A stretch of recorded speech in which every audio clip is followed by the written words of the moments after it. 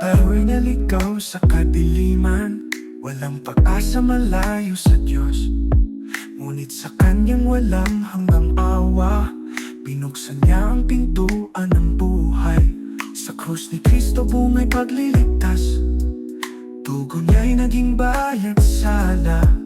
Walang ginawa kundi tanggapin lamang ang pagmamahal na libre at wagas. Nakasandig sa soberanong biyaya, sigurado ang aming kaligtasan. Nakasandig sa soberanong biyaya, sa Kanya tayo nakatuon.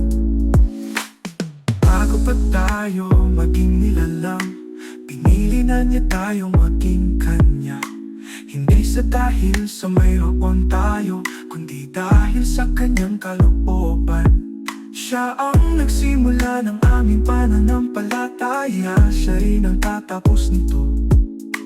Walang makakaagaw sa kamay niya ng mga tinawag niyang mga anak.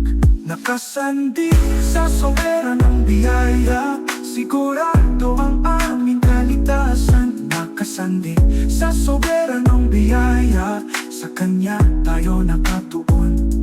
Papuri sa Diyos na naging mabuti sa mga hindi nararapat na tulad namin. Puso namin ay umaawit ng galak dahil sa biyayang hindi matumbasan.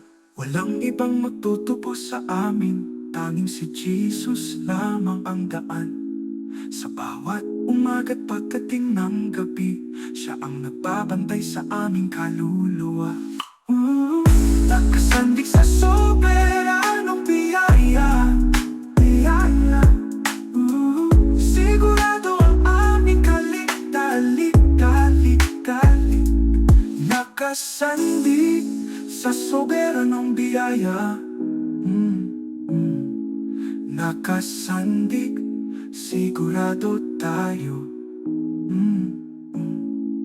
Nakasandig sa soberanong biyaya, nakasandig, sigurado tayo. Nakasandig, sigurado tayo. Anong biyaya? Nakasandig sa soberanong biyaya, nakasandig, sigurado tayo. Nakasandig, sigurado tayo. Anong biyaya? Nakasandig sa soberanong biyaya, nakasandig, sigurado tayo. Nakasandig sa soberanong biyaya, nakasandig, sigurado tayo.